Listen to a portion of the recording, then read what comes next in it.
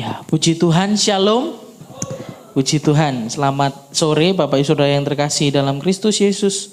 Tuhan kita ucap syukur pada kesempatan sore hari ini kita boleh bersama-sama berkumpul untuk mendapat kesempatan memuji, mempermuliakan nama Tuhan, bersyukur dengan apa yang Tuhan perbuat dalam kehidupan kita semua.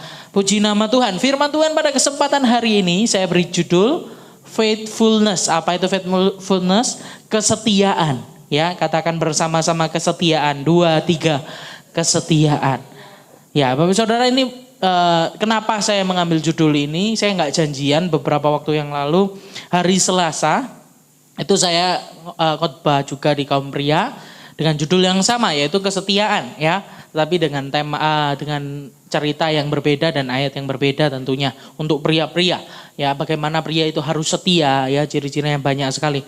Lalu Bapak Saudara, saya juga nggak ngobrol sama orang tua saya dengan mama, ya, ibu gembala sendiri khotbah juga di kaum wanita, Bapak Saudara, ya.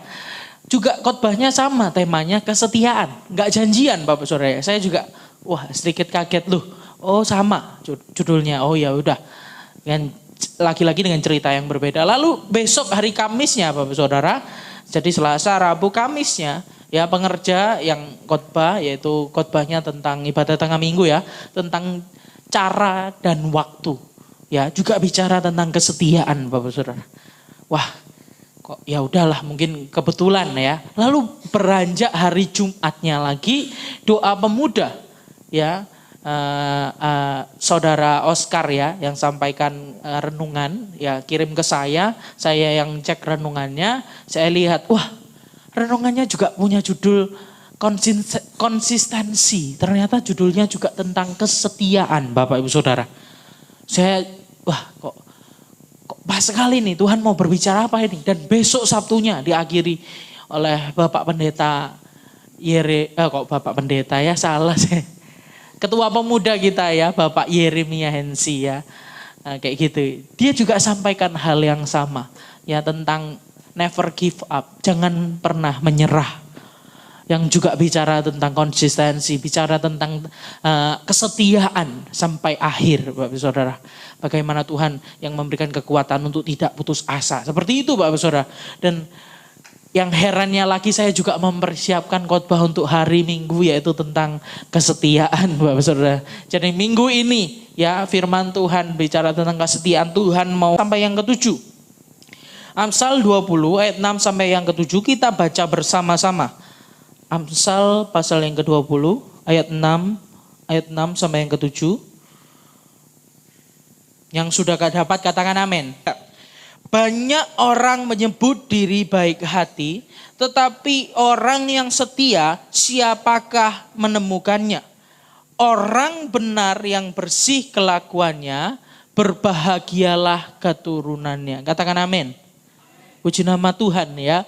Kita sama-sama baca kebenaran firman Tuhan. Kalau dikatakan banyak orang menyebut diri baik hati, tetapi orang yang setia siapakah menemukannya? Bapak Saudara, kalau dalam bahasa asli, ya, kesetiaan ini juga mirip, ya, bahkan sama katanya itu, ya, yaitu pistis, dengan iman. Demikian juga di bahasa Inggris, ya, faith, ada faith di sana, ya, faithfulness, kesetiaan, ada iman di dalamnya. Tetapi konteks ayat ini bukan bicara tentang iman, tetapi bicara tentang kesetiaan. Tetapi kesetiaan tidak bisa dipisahkan dari yang namanya iman, ya. Beberapa waktu yang lalu, Bapak Saudara, saya nonton sosial media, salah satu sosial media yang ada, katakan survei, ya. Survei di Indonesia. Saya religius, saya berrohani, saya beragama, seperti itu, ya. Tetapi patut disayangkan, Bapak Saudara, survei yang lain berkata agak membingungkan, ya. Ternyata Indonesia juga salah satu survei tertinggi di bidang hal-hal yang buruk, moralnya kurang baik, ya. Lalu untuk memahami lingkungan hidup kurang, sampah-sampah begitu banyak menumpuk luar biasa dibandingkan negara-negara yang lain. Tidak memahami kesehatan, tidak memahami banyak hal, ya, yang notabene seharusnya berkesinambungan atau berurut-urutan, berjalan berdampingan dengan religius. Ternyata Bapak Saudara banyak orang Indonesia yang dikatakan munafik katanya orang ini ya. Mengaku beragama tapi kehidupannya tidak mencerminkan orang-orang yang beragama. Kehidupannya tidak mencerminkan hal-hal yang baik, tidak setia melakukan hal-hal yang terlihat kecil sepele, tetapi itu berdampak sangat besar Bapak Saudara. Sehingga mari kita jemaat Tuhan ya, orang-orang percaya tentunya firman kekristenan memisahkan kerohanian dengan hal-hal keseharian. Jadi Bapak Saudara saya akan berikan setiap poin contoh-contoh dalam pribadi kehidupan kita sehari-hari, dalam suami istri nanti, lalu ada dalam pelajar, lalu ada dalam pekerja dan dalam pelayanan. Kita akan melihat sama-sama ya dalam kebenaran firman Tuhan pada kesempatan sore hari ini. Mari kita maju lagi, apa pertanyaannya? Apa ciri-ciri dari kesetiaan? Apa saja ciri dari kesetiaan Bapak Saudara? Kita akan belajar hari ini dan akan melakukan prakteknya ya. Kok tadi pagi saya juga sudah kasih PR, beberapa sedikit PR untuk suami dan istri dan kita akan lakukan juga nanti.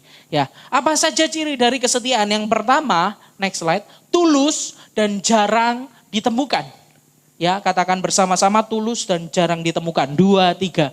Tulus dan jarang ditemukan. Bapak Saudara dikatakan di Amsal 20 ayat yang ke-6a ini, banyak orang menyebut diri baik hati, tetapi orang yang setia siapakah menemukannya? Ini agak membingungkan Bapak Saudara. Pertamanya banyak orang, lalu ini bilang orang yang setia, seperti itu ya. Jadi saya kasih bahasa yang lebih mempermudah Bapak Saudara untuk memahami dari bahasa aslinya ya. Sebagaimana dengan banyak orang, setiap orang menyebutkan kebaikannya sendiri.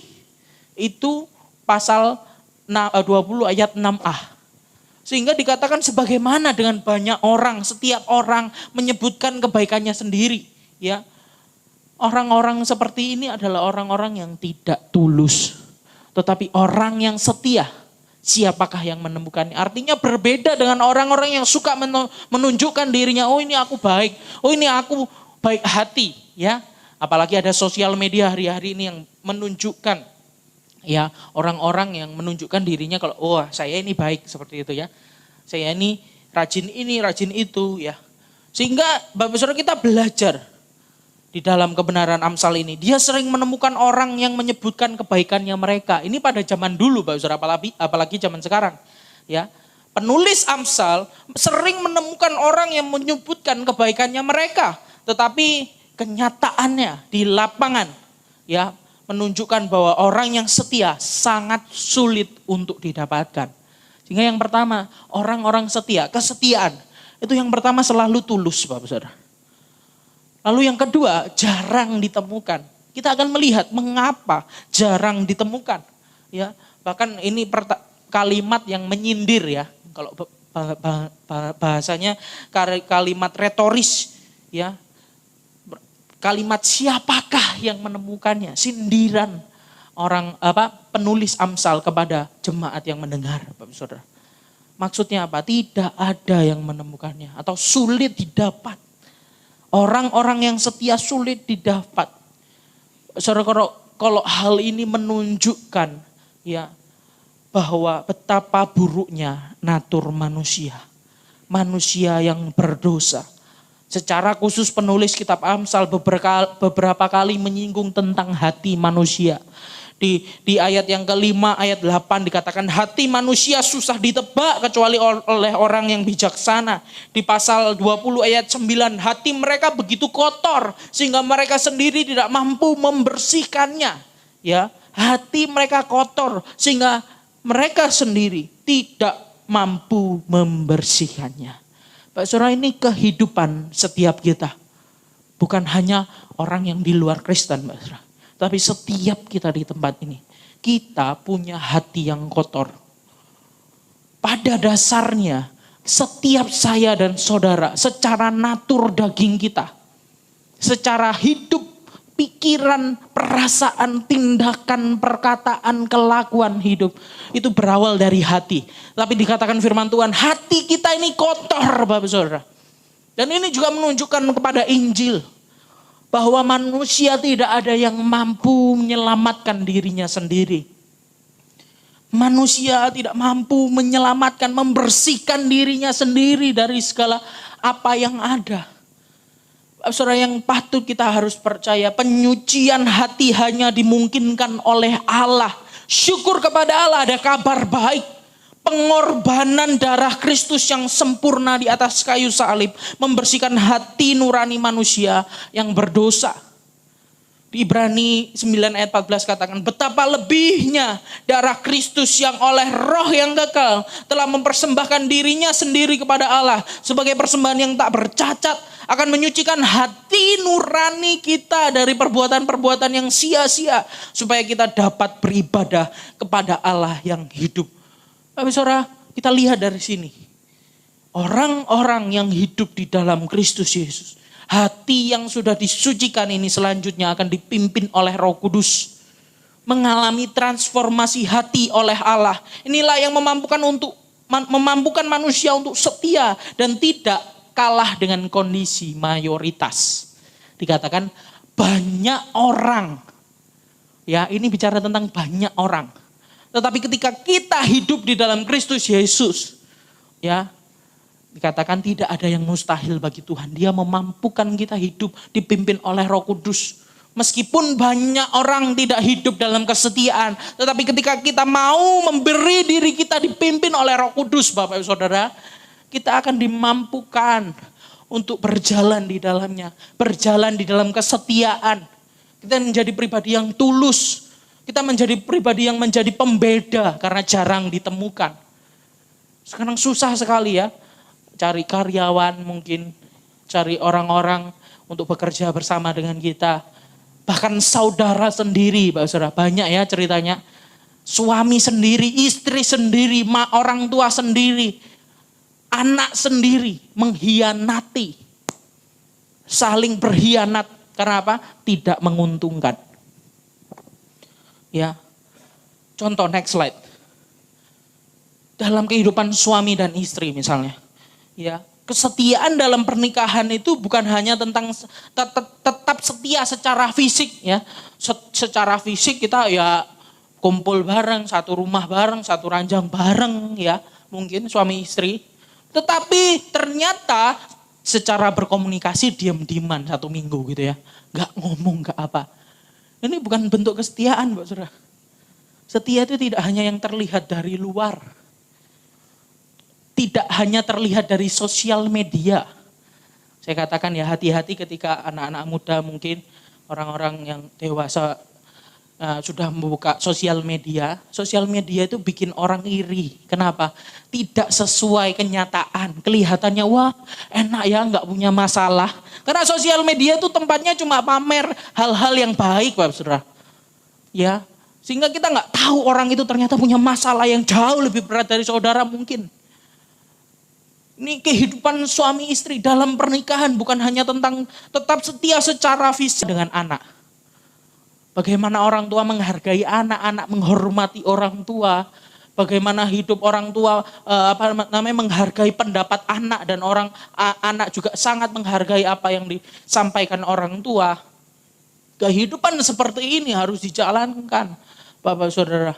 Sehingga dikatakan di sana ya, kesetiaan dalam pernikahan bukan hanya kesetiaan pada satu orang, tetapi kesetiaan pada satu janji, satu panggilan, satu tujuan. Ya, anak-anak muda yang belum menikah, persiapkan baik-baik. Bukan hanya cuma parasnya yang cakap, cantik, ganteng gitu ya. Tapi persiapkan karakter hidup, visi tujuan untuk pasangan ke depan. Setia tidak. Jangan sampai cuma karena ganteng tetapi hidupnya amburadul, berantakan. Itu selamanya. Itu kita harus tanggung selamanya. Tapi ada Roh Kudus yang memampukan kita, Bapak Saudara. Ya. Lalu yang selanjutnya pelajar. Ya. Pelajar, kesetiaan dalam pembelajaran mencakup dedikasi untuk belajar. Bapak Ibu Saudara, satu hal yang pelajar, mahasiswa, siswa yang ada itu sangat benci, pegel, gak suka sama yang namanya belajar. sekolah. Waktu COVID, seneng semua karena apa? Di rumah. Ya sekolah bisa sambil nyemil, tiduran, celananya pakai celana pendek, nggak pakai seragam. Senang sekali ya. Saya juga berpikir yang sama pada waktu itu, Bapak Saudara. Saya menganggap sekolah itu nggak penting. Saya isinya main game, lalu saya isinya tidur ya di kelas itu ya Bapak Saudara. Ini sedikit pengakuan dosa ini ya. Pengakuan dosa. Saya tidur di kelas, sukanya kalau olahraga, jam olahraga saja. Seperti itu. Saya rasa buat apa ini logaritma, matematika, ngafalin tabel kimia, NaCl, HCl, terus O2, buat apa? Nggak ngefek di hidupku nanti. Aku nggak mau jadi apoteker, aku nggak mau jadi dokter, aku nggak mau jadi ahli matematika, aku nggak mau jadi guru nanti. Seperti nggak berguna buat saya. Saya berpikir seperti itu dulu Pak Saudara. Lalu saya tanya kepada koko saya yang suka belajar. Ya, udah S3 dia sampai di Cina situ. Belajar sampai umur 34 ya, enggak nikah-nikah juga akhirnya. Tetapi apa? Tujuannya apa? Ternyata saya belajar. Koko saya sampaikan bahwa yang kadangkala yang kita rasa gak penting, ternyata itu penting. Untuk apa? Kamu terbiasa menyelesaikan masalahmu. Ya, yang sebelumnya kita sangat mudah, sangat manja. Pikiran kita ini dimanjakan dengan ya yang penting istirahat, tidur, main. Itu dimanjakan. Sehingga tidak terbiasa menghadapi masalah. Sehingga ketika nanti maju dewasa, orang-orang yang sudah terbiasa menghadapi ujian, soal-soal yang begitu banyak, problem solving yang banyak Bapak Saudara. Mereka akan kuat menghadapi masalah-masalah yang lebih berat. Saya kasih contoh di Korea Bapak Saudara. Mereka begitu kompetitif sekali dalam pelajaran. Anak-anak itu pulang jam 10 malam. Ya, dari belajar mereka. Belajar dari sekolah sampai sore, di sore masih ada belajar lagi bimbel ini apa sampai jam 10. Karena apa? Kompetitif Bapak Saudara. Makanya Korea bisa menjadi negara yang sangat maju di bidangnya. Kita lihat banyak kemajuan-kemajuan yang terjadi. Di Jepang juga sama. Ya. Di Amerika apalagi. Kompetitif sekali, ya. Kalau kita nggak melihat dari kesetiaan mereka dalam belajar, kegigihan, konsisten mereka dalam belajar, kita juga nggak akan maju-maju. Makanya Bapak Presiden kita suka katakannya kerja. Itu memotivasi untuk terus konsisten di dalam pelajaran, ya. Kalau anak-anak muda juga nanti dikatakan kesetiaan dalam pembelajaran adalah kunci untuk pertumbuhan yang berkelanjutan. Tugas-tugas yang diberikan, bahkan ketika tidak ada yang memperhatikan, pekerja setia tidak hanya mencari penghargaan eksternal, tetapi menemukan nilai intrinsik dalam memberikan kontribusi yang maksimal. Bagaimana seorang pekerja bisa secara maksimal bekerja, produktif, ya? Bagaimana caranya misalnya ya? Fokusnya adalah cuan, ya, uang misalnya, untuk kehidupan, untuk menjadi menghidupi keluarga, untuk memberikan pendidikan yang terbaik buat anak, untuk memberikan pelayanan yang terbaik untuk sosial, gereja dan lain sebagainya. Pekerja akan mengerjakan secara maksimal, Pak Saudara.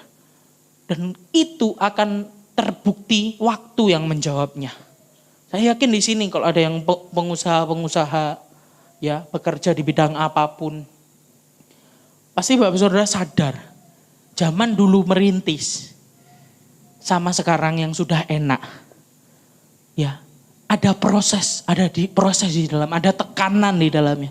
Tetapi bagaimana untuk terus setia, terus bekerja dengan konsisten, dengan terbaik. Saya sering kali khotbah di toko baru, usaha baru, saya katakan, saya suka ayat ini. Kolose 3:23, lakukan segala sesuatu sama seperti untuk Tuhan. Pelayanan tidak hanya di atas mimbar. Tentunya di atas mimbar harus diberi yang terbaik, lebih baik daripada yang di luar bekerja. Tetapi di pekerjaan bukan berarti kita nggak melayani Tuhan, Bapak Saudara. Tetapi ketika kita melayani Tuhan dengan segenap hati, sama seperti kita melayani Tuhan. Bekerja dengan segenap hati sama seperti kita melayani Tuhan. Itu akan menghasilkan buahnya, Saudara. Ya, aneh bin nyata kalau orang Kristen minta diberkati Tuhan, tetapi nggak suka kerja. Itu aneh, Bapak Saudara. Bangsa Israel saja ketika mereka dibawa keliling padang gurun sebelum masuk tanah perjanjian, mereka dapat mujizat yang luar biasa. Tetapi seketika mereka masuk ke tanah perjanjian, disuruh apa? Disuruh kerja, suruh tanam, suruh bertani, suruh berternak, Bapak Saudara. Kesetiaan di dalam pekerjaan akan menghasilkan buahnya. Ya, itu kesetiaan. Sehingga dikatakan kesetiaan dalam pekerjaan adalah pondasi bagi kesuksesan jangka panjang. Kita seringkali mau rindu sesuatu yang yang instan, Saudara. Ada satu ilustrasi kemarin disampaikan oleh Bapak Yeri di Kaum Muda, sangat bagus sekali. Bicara tentang kesetiaan juga, Bapak Saudara. Bagaimana seekor ulat yang sudah jadi kepompong, dia punya lubang sangat kecil, ya, berusaha untuk keluar dari kepompong itu. Lalu Bapak Saudara, ya, ada seorang anak kecil itu lihat, wah, kok kesusahan ini. Dia mau tolong kupu-kupu yang belum jadi kupu-kupu ini, kepompong, ulat yang masih dalam kepompong. Ada lubang kecil. Digunting sama dia. Dibukakan sehingga ulat yang dalam kepompong ini keluar. Ternyata Bapak Saudara, dia nggak bisa jadi kupu-kupu yang dibayangkan anak kecil. Kenapa? Ternyata lubang yang kecil itu yang membuat ulat ini struggle, membuat ulat ini kesusahan untuk keluar. Itu adalah cara Tuhan untuk menghilangkan lendir-lendir di sayapnya, cairan-cairan di sayapnya yang membuat dia tidak bisa mengepakkan sayapnya, Bapak Saudara.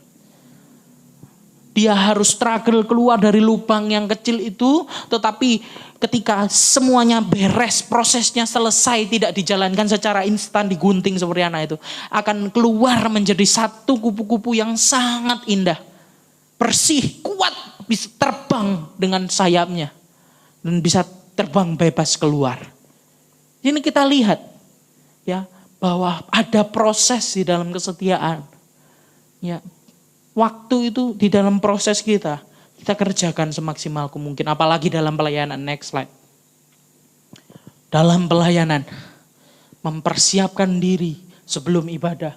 Bahkan jauh-jauh sebelum ibadah. Saya ikut banyak sekali seminar ketika melayani di Surabaya, Pak Saudara. Sebelum saya jadi hamba Tuhan, saya mengikuti pelayanan banyak sekali. Sekolah minggu saya ikut, remaja saya ikut, kaum pria saya ikut, terus choir saya ini, guru sekolah minggu ikut, semuanya ikut.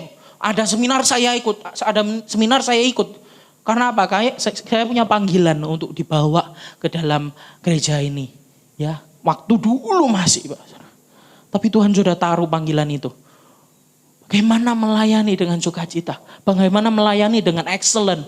Pak Saudara, ketika saya dulu kerja di hotel, nggak main-main ya. Di hotel itu kuku saya itu benar-benar diperiksa, nggak boleh panjang.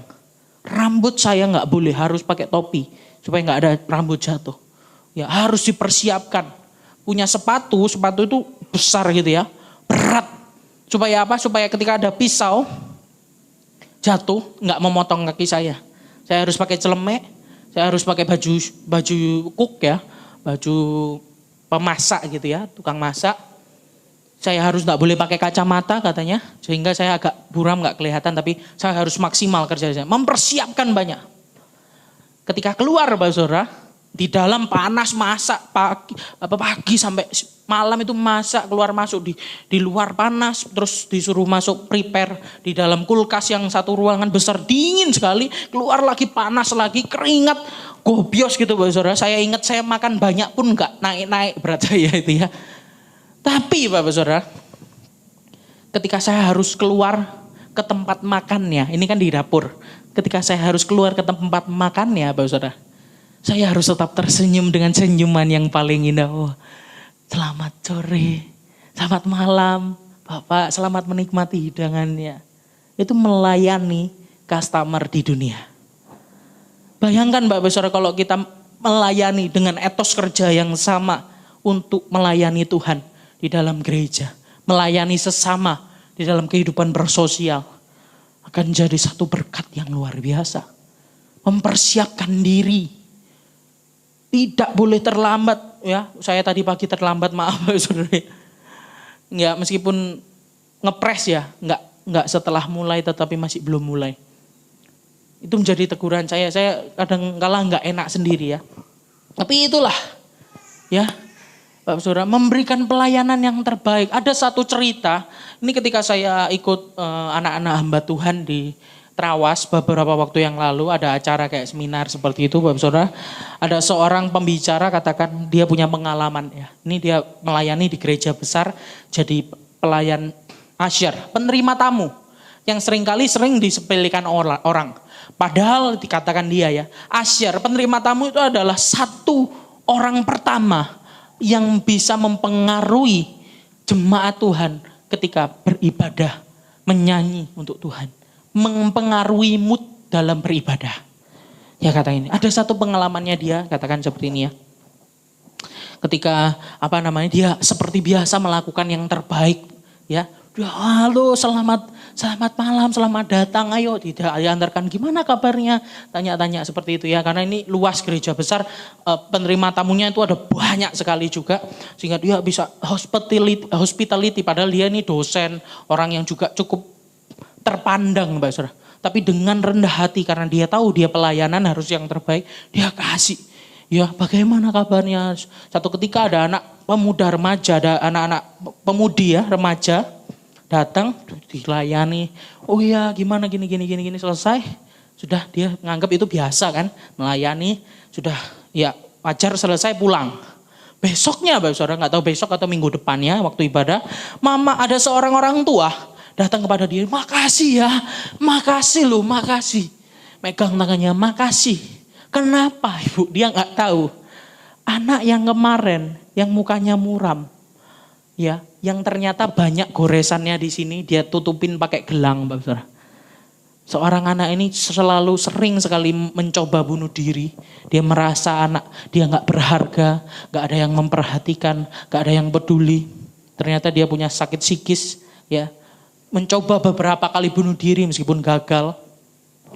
Dia merasa terberkati dengan pelayanan CCC ya, yang sampaikan pembicara ini.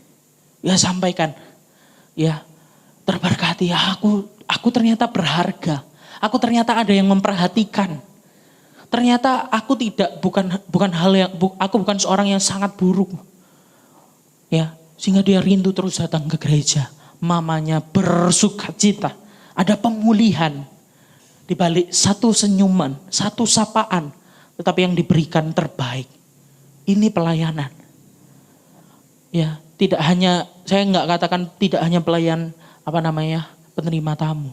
Apapun yang kita kerjakan, lakukan yang terbaik untuk Tuhan. Baik di luar sekalipun. Satu ketika kita akan melihat bagaimana pelayanan kita ini benar-benar jadi saluran berkat. Kalau kita lakukan dengan sangat sungguh-sungguh Bapak Saudara. Hari-hari ini saya juga bekerja rindu dari hobi saya juga memberkati gereja lain, gereja-gereja kecil di luar kota Bapak Saudara. Ya, ada 2 gereja sudah saya bantu pelayanan. Saya suka sound system Bapak Saudara. Mixer, kabel-kabel, mic seperti ini saya suka sekali. Hingga saya berusaha memperbaiki di gereja-gereja mereka dengan bantuan Putra sama Jo ya, yang solder dan lain-lain. Saya bantu mencukupi, saya bantu menata, saya yang manage semua ya. Tapi saya rindu, nggak tunggu saya jadi orang besar, nggak tunggu saya jadi ketua MD atau ketua organisasi yang besar di GPDI, baru saya menjadi berkat buat orang lain. Jangan sampai kita tunggu jadi orang kaya baru kita mau melayani. Jangan sampai tunggu kita punya baru kita melayani. Tesis saya Bapak Saudara bicara tentang wanita miskin yang memberikan 2 peser. Ya, tapi dia memberikan yang terbaik. Karena apa? Dia memberikan kehidupannya semuanya untuk Tuhan. Bagaimana etos kita dalam melayani Tuhan? Seharusnya itu terbaik. Maunya untuk Tuhan. Ya, meskipun kita harus lihat kondisi yang ada. Bapak Saudara bisa merasakan AC yang nyaman, bisa merasakan sound system yang enak, bisa merasakan suasana yang nyaman, melihat TV di depan yang cukup bagus. Itu bentuk pelayanan orang-orang yang sudah setia dari dulu. melayani di tempat ini. Mungkin sekarang ada generasi-generasi yang baru menambah, memperbarui semuanya. Tetapi dibutuhkan kesetiaan untuk Bapak Saudara bisa sekarang merasakan pelayanan di tempat ini lebih besar daripada waktu-waktu sebelumnya. Bagaimana saya lihat pelayanan papa saya juga melakukan yang terbaik Bapak Saudara. Apalagi dalam bidang sosial. Papa saya sangat kuat di situ. Saya cukup kurang tapi saya mau terus belajar ya dalam pelayanan. Demikian pula setiap kita dalam keluarga kita. Ya, anak-anak muda yang masih belajar dari pelajaran, dari pekerjaan kita, bahkan sampai pelayanan kita di gereja maupun sosial. Kita berikan yang terbaik. Itu kesetiaan yang tulus dan jarang. Ya, tulus dan jarang ditemukan, Bapak Saudara. Jadi yang pertama. Lalu yang kedua, Bapak Saudara. Next slide. Apa ciri-ciri yang kedua? Yang kedua adalah berharga. Katakan bersama-sama 2, 3. Berharga. Ya. Di Amsal 20 ayat yang ke-6 bagian yang ke-B katakan, siapakah, tetapi orang yang setia, siapakah menemukannya? Dikatakan seperti itu ya.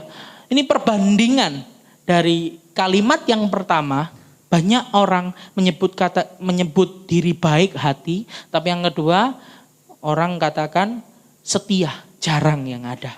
Ya. Ini dimaksud bicara tentang hal keberhargaan kesetiaan. Perbandingan ya. Kalau sebelumnya dikatakan baik hati dibanding orang-orang yang setia. Baik hati ini menggunakan bahasa asli keset Bapak Saudara, bukan keset yang diinjak itu ya. Tetapi keset ada KHESED yang kita tak ketahui ya. Itu bahasa aslinya dari baik hati.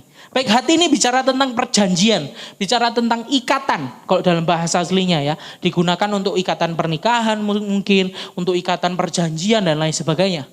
Tetapi kenapa Amsal menulis membandingkan baik hati yang dengan artian perjanjian atau ikatan ini tidak atau kalah berharga daripada kesetiaan. Kalah berharga daripada kesetiaan Bapak Saudara. Karena apa? Banyak orang ya punya perjanjian. Tetapi ketika bahaya, kesusahan datang, banyak orang memilih untuk mengadakan perjanjian dengan pihak lain yang lebih menguntungkan. Pengkhianatan. Ya, karena apa? Enggak menguntungkan. Tadi saya katakan di awal, bagaimana anak dengan orang tua bisa berkhianat. Ya, saudara dengan saudara yang lain, kalau bicara soal warisan, rame itu Pak Saudara.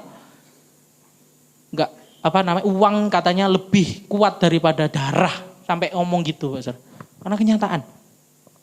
Pengkhianatan. Ya, bahkan tidak banyak orang yang mau memilih kemiskinan demi kesetiaan. Tadi pagi Amsal 19 ayat 22 dibacakan ya. Banyak orang ya, sehingga kesetiaan itu lebih mahal daripada uang, lebih mahal daripada apapun, berharga. Kesetiaan sangat berharga. Bahkan maraknya perceraian di kalangan orang-orang Kristen. Bapak Saudara, ada satu kota yang Kristen banget wis ya. Kalau udah September itu udah bau Natal di sana Bapak Saudara. Udah padahal masih September, Oktober, November udah jauh ya. Kayaknya setengah tahun sendiri Natal Bapak Saudara ya. Wah, Kristen banget ya, kota Manado. Tetapi tingkat perceraiannya nomor 1 di Indonesia. Kota Kristen. Ya. Kita lihat. Karena tidak ada kesetiaan. Banyak orang melupakan sebuah pelajaran penting bahwa kehebatan sebuah pernikahan tidak dinilai dari kemesraan di fase awal, tetapi kesetiaan di fase akhir. Ya. Ya, ini mulai kita masuk ke dalam PR. Beberapa waktu yang lalu saya kasih PR ke suami-suami karena saya melayani bersama kaum pria di Tulungagung, pergi bersama-sama dan beberapa ibu-ibu saja. Seperti itu saya kasih PR kepada bapak-bapak di sana dan di sini ya, yang melayani dan jemaat di sana. Saya kasih PR yang ketemu sama istrinya ya, nanti pulang ke rumah kalau yang nggak ketemu telepon, katakan aku cinta padamu, katakan I love you gitu ya. Malamnya Pak Saudara telepon semua, I love you. Ono opo iki? Istrinya bingung kabeh karena nggak biasa ngomong aku cinta kamu, nggak biasa ngomong I love you, nggak biasa menunjukkan cinta. Tapi kalau istri saya udah biasa, jadi nggak ngerti dia kalau ada PR-PR gitu. Ya, seperti itu. Tunjukkan cinta. Ya, jangan sampai tunggu nggak ada, baru kita merasa menyesal. Bapak Saudara. Sehingga saya kasih PR buat jemaat-jemaat sore ya, pada kesempatan pagi ini. Nanti di rumah, kalau sekarang ya malu nanti yang ngomong I love you, I love you. Suami istri, suami katakan aku cinta, aku mencintaimu, aku sayang sama kamu. Istri juga katakan yang sama. Kalau punya kekasih yang muda-muda, boleh katakan aku menyayangimu seperti itu. Kasih hadiah, ini PR ya suami-suami, kasih hadiah. Nggak harus yang mahal, yang penting bermakna. Istri juga, nanti sing nuntut istri netok gitu ya. Kalau misalnya punya orang tua ya boleh. Kalau punya anak katakan, aku bangga punya anak seperti kamu, dielus gitu ya. Aku bangga punya mama seperti mama, aku bangga punya papa seperti papa. Itu PR buat Bapak Ibu Saudara. Sehingga cuma nggak jadi omong doang, nggak jadi cuma nyumpel di telinga ini firman ya. Tapi kita boleh lakukan. Seperti itu Bapak Saudara, di tengah dunia yang semakin merendahkan ikatan kasih. Pernikahan bukan lagi sebuah yang sakral. Di mana-mana bercerai, di mana-mana selingkuh, di mana-mana berkhianat. Kesetiaan untuk berpaut walau dalam situasi yang carut marut itu harus kita pegang. Kesetiaan untuk berpegang walau penderitaan menghadang. Kontras yang paling kentara yang kita contoh dari kebenaran firman Tuhan. Ada satu cerita yang sangat-sangat kontras. Gak ada apa-apanya dengan cerita kita, saya boleh katakan. Tidak ada apa-apanya dengan cerita kita. Meskipun kadang cerita kita ngerasanya berat memang. Saya katakan pasti berat. Tetapi ada satu cerita di Alkitab dan ini nyata Bapak Saudara. Bagaimana Tuhan dan umatnya. Tuhan yang begitu setia dengan janji-janjinya. Tuhan yang begitu setia dengan umatnya. Ya. Bahkan tatkala bangsa Israel menyimpang dari perjanjian sekalipun Tuhan tetap menunjukkan kesetiaannya. Bapak Saudara siapa di sini yang di tempat ini yang pernah menjauh daripada Tuhan? Saya rasa semua. Tanpa kita sadari. Tapi luar biasa Allah. Walaupun kita tidak setia, dia tetap setia. Sama dengan cerita di Alkitab. Ketika bangsa Israel sering kali jauh dari perjanjian pada Tuhan. Sering jauh melanggar perintah Tuhan. Melanggar perjanjian mereka sendiri dengan Tuhan. Tetapi Allah tetap setia kepada bangsa Israel. Dikatakan di 2 Timotius 2 ayat 13. Seorang Paulus katakan kepada jemaat, kepada Timotius, jika kita tidak setia, dia tetap setia. Karena dia tidak dapat menyangkali dirinya. Ini pribadi Allah yang kita sembah. Allah yang setia, saudara. Sehingga kesetiaan itu berharga. Kesetiaan itu berharga. Sehingga kesetiaan itu lebih berharga daripada sebuah perjanjian. Menekankan bahwa kesetiaan memiliki nilai yang lebih tinggi dan lebih tahan lama daripada keterikatan yang hanya didasarkan pada kasih semata. Saya sering katakan nih, kehidupan next slide, kehidupan pernikahan. Ketika saya memberikan pelajaran pernikahan, Bapak Saudara khotbah nikah juga. Dasar pernikahan yang paling utama itu bukan kasih, itu salah satu saja. Tetapi bukan yang utama. Karena banyak orang ya pakai perasaan, cinta, kasih ya, perasaan ya. Untuk menjadi alasan mereka bercerai. Aku udah gak ada rasa lagi. Aku udah gak mengasihi lagi. Karena apa? Dasarnya perasaan. Tetapi dasar di dalam pernikahan adalah kesetiaan. Komitmen. Pegang itu perjanjian yang ada. Ketika kita berjanji dalam pernikahan, dalam suka maupun duka, dalam kaya maupun miskin, sehat maupun sakit, itu harus kita pegang komitmen itu. Meskipun mungkin berat, banyak sekali cerita-cerita ya, yang orang-orang ibu-ibu dipukuli suaminya, rasanya mau mati seperti itu ya. Gitu suaminya judi dan lain sebagainya. Ini orang Kristen. Dia tanya sama pendeta, gimana Pak Pendeta? Gimana? Pendetanya saya yakin kesusahan itu jawabnya. Berdoa saja. Wah, jawaban yang maksimal itu Yesus mentok. Ya apa ini? Seperti itu ya. Gak bisa berbuat apa-apa. Tapi seorang istri ini dengan setia berdoa buat suaminya. Dengan setia terus datang sama Tuhan. Meskipun struggle sulit. Tapi pada akhirnya beroleh kemenangan. Ya, suaminya mau percaya kepada Yesus. Bertobat, berubah hidup baru. Menjadi keluarga yang indah. Prosesnya berat karena salah pilih di awal. Yang dipilih bukan orang percaya, Bapak Saudara. Tetapi pada akhirnya ketika dia setia, ada buah yang dia terima. Meskipun dia salah di awal. Sehingga berharganya sebuah kesetiaan. Seorang suami yang tetap setia, istri yang tetap setia dalam cinta dan komitmennya kepada istri.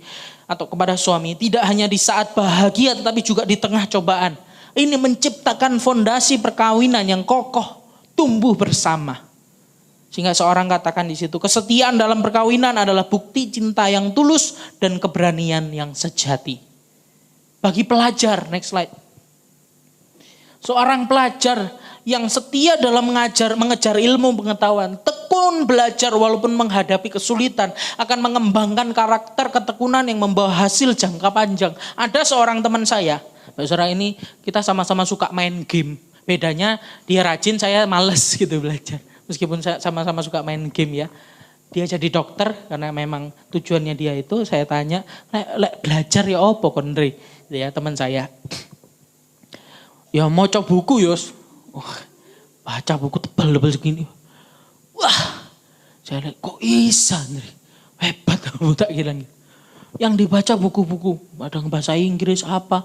Terus wah sibuk setengah mati seharian. Jadi kalau main game ngobrol sama-sama itu ngisi waktu luang, ngisi supaya refresh ya, nggak stres seperti itu. Dia belajar dan itu bertahun-tahun, Mbak Ustaz. Ya lihat mungkin yang dokter-dokter yang mau jadi dokter juga tahu ya. Nanti ada belajar berapa tahun, ada praktek, ada koas seperti itu, macam-macam nanti ada tetek bengek dan lain sebagainya. Tetapi jadi satu hal yang luar biasa, penghasilan dokter besar. Pak saudara ilmuwan seperti koko saya mungkin sampai mentok belajar itu, saya ngelihat di story-nya dia cerita ke mama juga, Ko Ian, bagaimana belajar di lab bolak-balik. Di lab itu bisa seharian, Mbak Saudara. Neliti yang kecil-kecil gak ketok loh, Mbak Saudara. Pakai Microsoft. Tetapi hasilnya akan besar nanti, Mbak Saudara. Kenapa? Ada proses yang usaha yang lebih tinggi dibanding yang lain. Sehingga kesetiaan itu berharga. Ketika kita setia pada proses, itu akan hasil, menuai hasil yang indah pada waktunya, Mbak Saudara. Sehingga kesetiaan dalam pekerjaan adalah kunci. Ya, keberhasilan yang berkelanjutan itu untuk orang-orang yang bekerja, untuk orang yang belajar. Kesetiaan terhadap pengetahuan adalah fondasi dari kebijaksanaan yang mendalam. Demikian juga saya nggak tiba-tiba bisa ngomong di sini, tiba-tiba bisa khotbah, bisa melayani, enggak. Perlu belajar juga, kuliah ya. Alkitab itu ada bahasa asli. Sekarang saya nggak hafal-hafal banget ya, ngafalin alfabet. Gamma, gitu bahasa asli Pak Saudara. Yunani itu belum yang Ibrani bahasa perjanjian lama. Belum belajar sejarah, belum belajar eskatologi tentang akhir zaman, belajar lagi nanti konseling pranikah, manajemen gereja, manajemen musik. Wah, banyak sekali Pak Saudara. Tapi itu berdampak baik buat pelayanan. Demikian juga dengan pekerjaan Bapak Saudara. Kalau Bapak Saudara sekarang ya nggak mau mengembangkan diri, wah umur saya sudah segini seperti itu. Di Amerika, di Jepang, di sana mereka itu terus mengembangkan diri sampai tua. Di Singapura, kalau mereka nggak terus berkembang, nggak maju, Bapak Saudara. Nggak ada batas. Mereka terus mau menjadi pribadi yang lebih baik. Demikian kita orang-orang percaya di Indonesia ini seharusnya kita melayani. Sungguh-sungguh bekerja dengan sangat baik. Dan yang terakhir untuk poin yang kedua ini.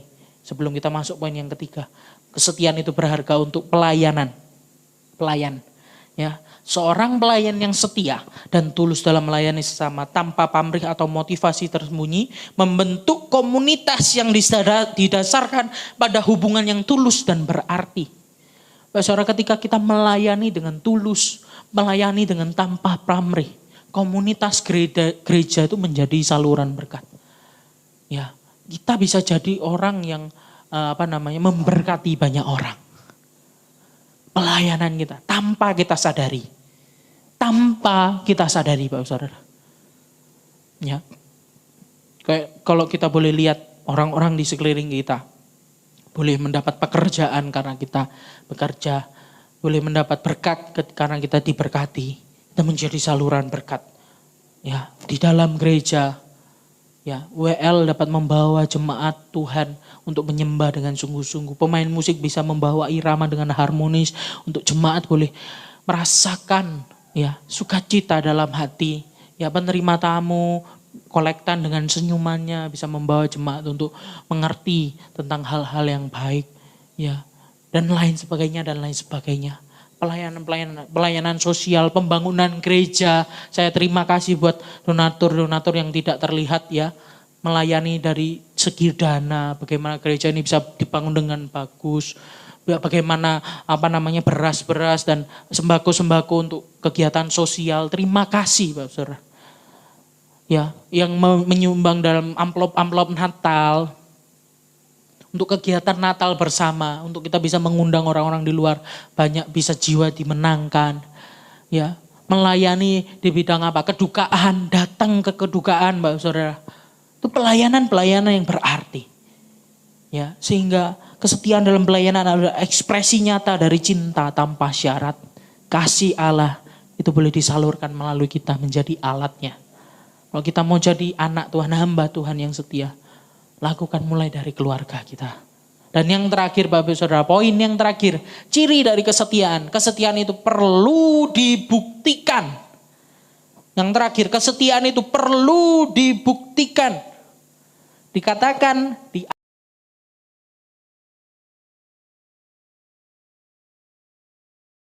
orang menyebut dirinya baik. Menyebut, ya, katakan. Menyebut dirinya baik.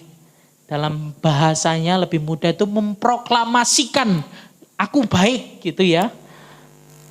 Maksudnya lebih menyatakan ke pernyataan publik ini loh, ngomong aku ini baik. Tetapi setia, Bapak Saudara, bukan hanya tentang perasaan atau penilaian seseorang terhadap dirinya sendiri. Oh, ini loh aku setia. Nggak bisa kayak gitu kalau setia. Kalau baik orang bisa sok ngaku-ngaku dirinya baik, gitu ya. Tapi kalau setia, nggak ada orang yang bisa hanya ngomong doang. Penilaiannya itu diungkapkan di depan orang lain. Sehingga makna ini sesuai dengan konteks perjanjian yang biasanya dilakukan secara terbuka di depan para saksi. Sehingga ketika mengucapkan janji setia adalah satu hal, melakukannya adalah hal yang berbeda. Bapak Saudara, janji pernikahan tahu ya Bapak Saudara, biasanya ada saksi. Karena apa? Kesetiaan itu bukan omong doang, harus benar-benar diwujud nyatakan. Karena ada saksinya. Sehingga kesetiaan itu mengucapkan janji dilakukan di awal. Tetapi menunjukkan kesetiaan itu dilakukan dari awal sampai akhir. Pengakuan dan kenyataan seringkali tidak sama. Janji dan realisasi seringkali tidak berteman. Ya, sekarang tahun politik, Bapak Saudara. Rame. Satu menjelekkan yang lain. Ya. Wah, janji tok gini. Udah. Gak usah ikut pusing, gak usah ikut menghina, ya. Cari yang positif, yang Bapak Saudara mau pilih ya sudah. Pilih dengan lapang dada, cari positifnya. Jangan suka cari kejelekan orang lain, apalagi menjelek-jelekkan orang lain. Yang penting kita lihat janjinya nanti sampai akhir, terlaksana atau enggak, Bapak Saudara. Jangan sampai kita ikut-ikutan terlibat hal-hal yang tidak baik. Tapi yang baik kita kerjakan dengan maksimal. Kesetiaan itu harus dibuktikan. Bukan hanya omong semata. Sehingga mengucapkan sebuah janji memang mudah, tetapi membuktikannya adalah perkara yang sukar. Orang Amerika katakan seperti ini ya, talk is cheap, ngomong itu murah, tetapi walk is expensive. Berjalan atau melakukannya itu yang mahal. Diperlukan usaha, ada harga, sehingga karena itu kita perlu belajar untuk melakukan apa yang kita ucapkan. Ya, walk the talk, kerjakan apa yang kita ucapkan, Bapak Saudara. Mari kita buka ayat yang terakhir, Amsal pasal yang ke-19 ayat yang ke-22. Saya bacakan.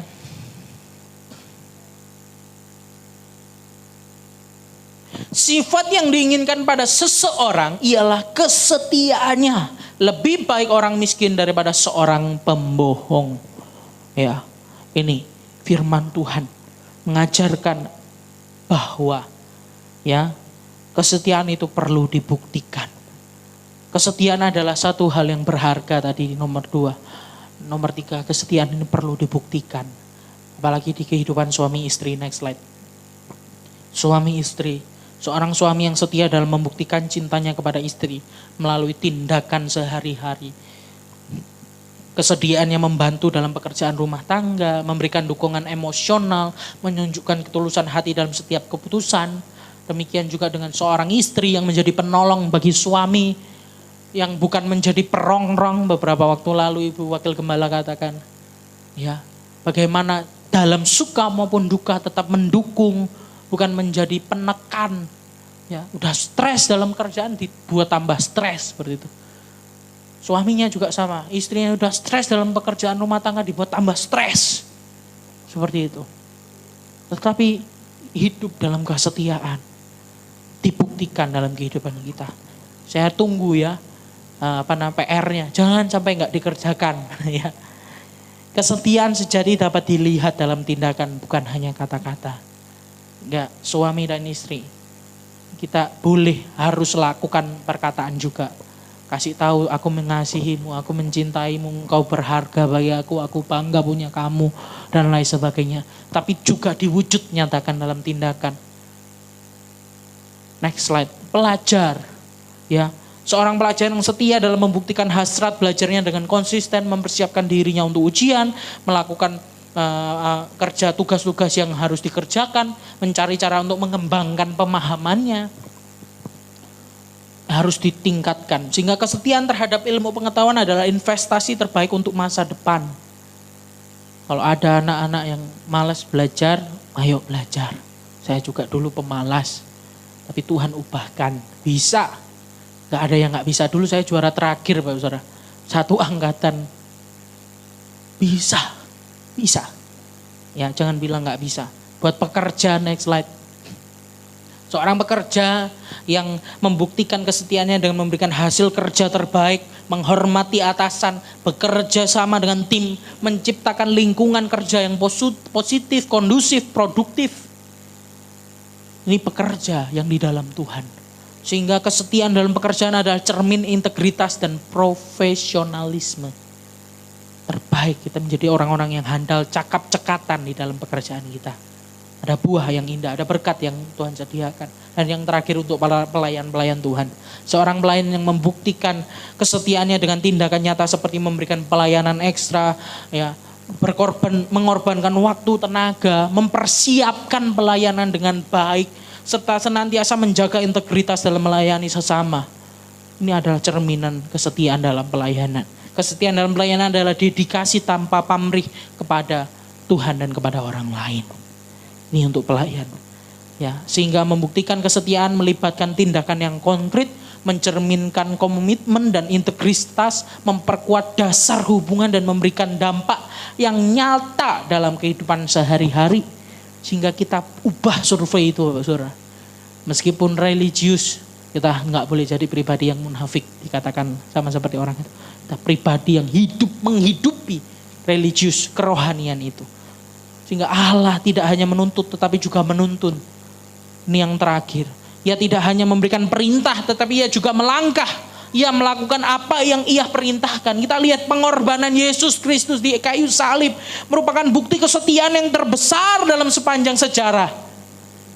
Ia datang ke dalam dunia dengan sebuah misi ilahi, yaitu menyelamatkan orang-orang pilihan. Harga mahal perlu dibayar untuk menuntaskan hal ini. Kerendahan hati yang ekstrim. Ketika dari surga yang mulia, sempurna, menuju salib yang begitu hina dan nista.